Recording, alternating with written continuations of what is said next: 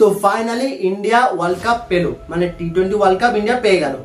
ও ভাই, সেই 2007 সালে প্রথমবার পেয়েছিল আর এবার পেলো। দীর্ঘ 17 বছরের অপেক্ষা। এবার ইন্ডিয়া কাপ পাওয়ার পিছনে অনেকগুলো কারণ আছে। Rohit Sharma as an opener সেরা, বিরাট কোহলি তো সেরাই, এদিকে সূর্য কুমার ছিল 1 নম্বর ব্যাটসম্যান টি-20, জাসপ্রীত বুমরা 4টে সেরা ওভার, অর্শদীপের মানে হাইয়েস্ট উইকেট ছিল অর্শদীপের, কুলদীপ সেরা স্পিনার, আবার এদিকে হার্দিক পান্ডিয়া, দুবে, অক্ষর প্যাটেল। তো ইন্ডিয়ার কাপ পাওয়ার অনেক কারণ আছে, কিন্তু আজকের ভিডিওতে আমরা আলোচনা করব যে বাংলাদেশ কেন কাপ পেল না।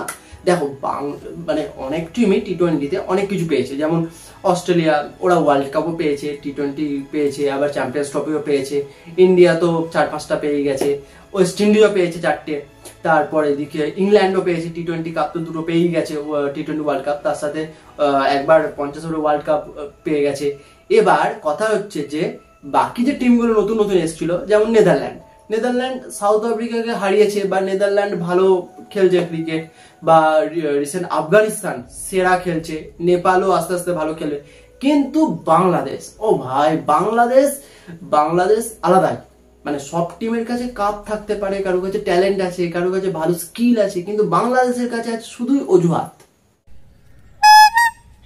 তো আজকের ভিডিওতে শুধু এটা আলোচনা করব না যে বাংলাদেশ কেন কাপ পেল না, এটাও আলোচনা করব, মানে অনেক কিছু থাকবে ভিডিওটাতে। বাংলাদেশ হেরে যাওয়ার পরে বাংলাদেশকে ফোন করেছিল অস্ট্রেলিয়ার মিচেল মার্শ, সেই ভিডিও ক্লিপটাও আমি ভিডিওতে দেখাবো। তো সমস্ত নিয়ে ভিডিওটা খুব ইন্টারেস্টিং হতে চলেছে, শেষ পর্যন্ত দেখো। আমাদের আরো 2-1টা ওয়াইড ছিল যেগুলো ওয়াইড দেয়নি, ইভেন আমার আউটটা এম্পায়ার্স কল ছিল। দেখো, আমি প্রথমে বলেছিলাম বাংলাদেশের যেটা আছে সেটা হচ্ছে অজুহাত ছাড়া কিছু নেই। এ ওটা করলো না, সে সেটা করলো না, এ ওটা করলে ভালো হতো, আমাদের এটা নেই, আমাদের সেটা নেই, এই অজুহাত ছাড়া বাংলাদেশের আর কিচ্ছু নেই। যেখানে আপনি ওদের 2টা শটকে, এটা ক্যাপ্টেন বললে ভালো হতো, বাট যেহেতু আপনি এসেছেন দলের প্রতিনিধি হয়ে, ওই ক্যাপ্টেন লর্ড শান্ত আসেনি, কারণ এত ভালো খেলেছে, ওই শান্তর একটু রেস্টের দরকার, ওই জন্য ক্যাপ্টেন আসেনি। ক্যাপ্টেনের জায়গায় অন্য একজন চলে এসছে। আসলে ভালো খেলেছে তো ভালো প্লেয়ারদের একটু রেস্টের দরকার হয়, এত মিডিয়ার সামনে গিয়ে তো কথা বলার সময় থাকে না। শুধু সুপার 8-এ যাওয়ার মতো দল না আমরা সেমিফাইনাল ফাইনাল খেলার মতো দল, এটা আমি বিলিভ করি, এটা আমার কাছে এই বিশ্বাস আছে। হ্যাঁ, আমারও সেটাই মনে হয়, বাংলাদেশ সেমিফাইনাল ফাইনাল খেলার মতো দল। মানে সেমিফাইনাল ফাইনাল খেলার মতো দল বলেছে এটাই অনেক, সেমিফাইনাল ফাইনাল জেতার মতো দল বলেনি, এটাই আমাদের ভাগ্য। তবে বাংলাদেশের টিমের যেটা মেন প্রবলেম সেটা হলো রান করে না, 1 জন 2 জন 3 জনই খেলে। টি-20 শর্টার ফরম্যাট খেলা, এখানে 11 জনই খেলে না, 2-3 জন খেলে। তো আমার কাছে মানে ভালো স্কোর করতে গেলে 2 থেকে 3 জন দরকার। ওই 2 থেকে 3 জন ছাড়া বাংলাদেশের ওই 11 জনের মধ্যে সব আছে। ওই 2 থেকে 3 জনকে শুধু খুঁজে পাওয়া যাচ্ছে না, ওই 2 থেকে 3 জনকে যদি খুঁজে পাওয়া যাবে বাংলাদেশ সেদিন ম্যাচ জিতবে। তবে বাংলাদেশের যে সমীকরণ সেটা দেখে বোঝা যাচ্ছিল যে বাংলাদেশ এবার কাপটা পাবে, কারণ সমীকরণ বলছে টি-20 বিশ্বকাপ সবার প্রথম অনুষ্ঠিত হয়েছিল 2007 সালে, আর সেই আসরে মানে সর্বপ্রথম আসরে টি-20 বিশ্বকাপের চ্যাম্পিয়ন হয়েছিল ইন্ডিয়া। আর ঠিক তার পরের আসর 2009 সালে যখন টি-20 বিশ্বকাপ অনুষ্ঠিত হয়, তখন ইন্ডিয়ার সাথে একটা ওয়ার্ম আপ ম্যাচ খেলেছিল পাকিস্তান। সেই ওয়ার্ম আপ ম্যাচে ইন্ডিয়া জিতে যায় আর পাকিস্তান হেরে যায়, কিন্তু টি-20 বিশ্বকাপের ওই আসরে চ্যাম্পিয়ন হয়ে যায় পাকিস্তান। এরপরে টি-20 বিশ্বকাপ অনুষ্ঠিত হয় 2010 সালে, সেখানে ইন্ডিয়া কোনো ওয়ার্ম আপ ম্যাচই খেলে নাই। তারপর আবার 2016 সালে টি-20 বিশ্বকাপের আগে ইন্ডিয়ার সাথে একটা ওয়ার্ম আপ ম্যাচ খেলে ওয়েস্ট ইন্ডিজ। ওই ওয়ার্ম আপ ম্যাচেও ইন্ডিয়া জিতে যায় আর ওয়েস্ট ইন্ডিজ হেরে যায়, কিন্তু মজার বিষয় হলো টি-20 বিশ্বকাপের ওই আসরেও ওয়েস্ট ইন্ডিজ চ্যাম্পিয়ন হয়ে যায়। এর পরের আসর অর্থাৎ টি-20 বিশ্বকাপ 2021 এর আসরে ইন্ডিয়ার সাথে একটা ওয়ার্ম আপ ম্যাচ খেলে অস্ট্রেলিয়া, এবং এই ওয়ার্ম আপ ম্যাচেও ইন্ডিয়া জিতে যায় আর অস্ট্রেলিয়া হেরে যায়। তারপর অস্ট্রেলিয়া সেই আসরে চ্যাম্পিয়ন হয়ে যায়। তো এবারের বিশ্বকাপে অর্থাৎ টি-20 বিশ্বকাপ 2024 এর শুরুতে ইন্ডিয়া শুধুমাত্র একটাই ওয়ার্ম আপ ম্যাচ খেলে, আর সেটাও বাংলাদেশের সাথে। আর প্রতিবারের মতো এবারও ওয়ার্ম আপ ম্যাচে ইন্ডিয়া জিতে যায় আর বাংলাদেশ হেরে যায়। তার মানে এবারের আসরে অর্থাৎ টি-20 বিশ্বকাপ 2024 এর চ্যাম্পিয়ন কি তাহলে বাংলাদেশই হতে যাচ্ছে? এবার বাংলাদেশের লাস্ট ম্যাচ ছিল আফগানিস্তানের সাথে, সেই ম্যাচটা অবভিয়াসলি বাংলাদেশ হেরেছে, কিন্তু কথা হচ্ছে যে সেই ম্যাচটা হারার পরে অস্ট্রেলিয়া পুরো মানে টপ 4 থেকে ছিটকে গেছে, ইভেন বাংলাদেশ তো ছিটকে গেছে। তো তারপরে ওই বাংলাদেশ যেহেতু ম্যাচটা হেরে গেল আফগানিস্তানের সাথে, তখন মিচেল মার্শ মানে অস্ট্রেলিয়ার ক্যাপ্টেন মিচেল মার্শ বাংলাদেশের ক্যাপ্টেনকে ফোন করেছে, ফোন করে বলছে, hello, is Shanta here? Yes, I am Shanta. Who are you? This is Michel Marsh from Captain Australia. What are you doing, man? তোমাদের আজকে জেতার কথা ছিল, বাট তোমরা কি করলে এই ম্যাচটা?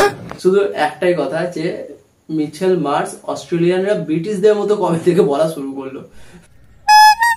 সিং এসেও সে উইকেট তার দেখার সৌভাগ্য হয়নি। সেন্টার উইকেটে প্র্যাকটিস করা তো দূরে থাক, উইকেট দেখার সুযোগ যখন বাংলাদেশ টিম পায় না, সেখানে ভারত দল সেন্টার উইকেটে অনুশীলন। আমি জানি না এটা কতটা সত্যি, তবে যদি সত্যি হয়েও থাকে, বাংলাদেশ ইন্ডিয়ার ম্যাচে পিচ দেখতে পারেনি। বাকি যে ম্যাচগুলো ছিল, অস্ট্রেলিয়া, আফগানিস্তান, ওই ম্যাচগুলো তো পিচ দেখেছিল। ও বুঝেই গেছে যে পিচ দেখেই বা কি করবে, সেই তো হেরেই যাবে। ওর থেকে ওর পিচ না দেখানোই ভালো। ওই জন্য পিচের মান সম্মানের কথা ভেবে পিচটাকে ঢেকে রেখে দিয়েছে। এবার আমি তোমাদের দেখাচ্ছি বাংলাদেশের আসল হারের কারণটা ঠিক কি। অটো চয়েস যে কোটাটা, এই কোটা নাই। ইন্ডিয়ার প্লেয়াররা ডু অর ডাই ম্যাচ খেলে, প্রত্যেকটা ম্যাচ ডু অর ডাই এর মতো খেলে, যার কারণে প্রত্যেকটা খেলাতে তারা বিজয় ছিনিয়ে আনতে মানে সক্ষম হয়। কিন্তু আমাদের বেলা সেটা নাই। আমরা নাম এখন কথা হচ্ছে, এরা কি নিজেদের দল নিয়ে খুশি? মোটেও না। এরা নিজেদের দলকেও সাপোর্ট করে না। ইভেন এদের মায়ের দোয়া টিম, মানে এত ওরা দোয়া করে ইয়ের কাছে যে ওদের টিম হেরে যায়। বার খেপেছে ভক্ত সমর্থক রক্ষানি কারো, ডাইরেক্ট গাড়ি ভাঙচুর, কোন রকম দৌড়ে পালালো অধিনায়ক শান্ত। মানে যে বাংলাদেশিরা ইন্ডিয়া ফাইনালে হেরে গেছিল 2023 সালে, তখনও আমরা খুশি ছিলাম যে অ্যাটলিস্ট ফাইনালে কি এরকম একটা পারফরমেন্স দিয়েছে। সেখানে বাংলাদেশের টিম, শান্ত, লিটন, এরা যা পারফর্ম করেছে, তারপরে বাংলাদেশিরাই ওদের নিজের প্লেয়ারদের যা ব্যবহার করেছে, এটা তো আর বলার কথা নয়। টনটন দাস ফিরে যাচ্ছে, টনটন দাস আসছে, লিটন যাচ্ছে, লিটন যুগের পরে যুগ কেটে যায়, ভালো ইনিংস খেলে না। যে দেশের লোকেরা নিজেদের প্লেয়ারদেরই সাপোর্ট করে না, সেই দেশ অন্য কোনো দেশকে সাপোর্ট করবে, এটা ভাববো কি করে? মানে ইন্ডিয়াকে যে ওরা সাপোর্ট করবে, এটা ভাবাই তো মানে যা তা ব্যাপার। এখন কথা হচ্ছে, তাহলে কি বাংলাদেশ কাপ পাবে না? অবভিয়াসলি পাবে।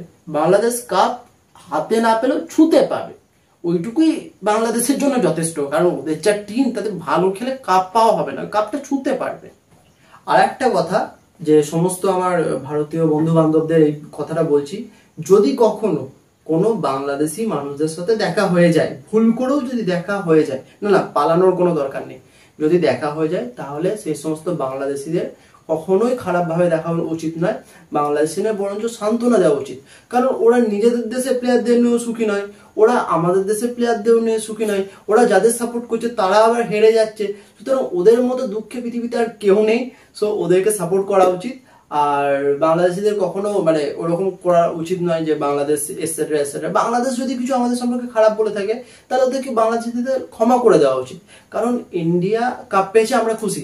ইন্ডিয়া কাপ পাওয়ার পরেও ইন্ডিয়া যারা সাউথ আফ্রিকায় ছিল, যারা সাউথ আফ্রিকা যখন ফিরে গেছে দেশে, ওখানে যে সমস্ত ইন্ডিয়ানরা ছিল, তারা ওদেরকে ক্ল্যাপ করেছে বা তাদের জন্য ভালো ভালো কথা বলেছে যে তোমরা ভালো খেলেছো বা এটসেট্রা এটসেট্রা।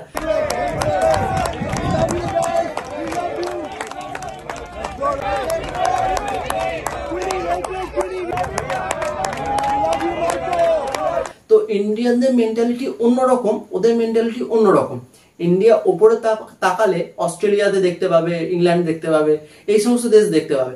কিন্তু বাংলাদেশ তো ওপরে তাকালে ইন্ডিয়াকে দেখতে পাবে না। আর ইন্ডিয়া যদি বাংলাদেশকে দেখতে চায়, তাহলে তো নিচের দিকে তাকাতে হবে। ওই জন্য কখনোই বাংলাদেশিদের সাথে বেশি ঝগড়াঝাটি মানে এটসেট্রা না করাই ভালো। ওরা ওদের মতো ফার্স্ট্রেটেড, ওরা যা বলছে ভাই দুঃখ থেকে বলছে, এটা বুঝতে হবে। ওদেরকে সিরিয়াসলি নিয়ে এত রেগে যাওয়ার কোনো কারণ নেই।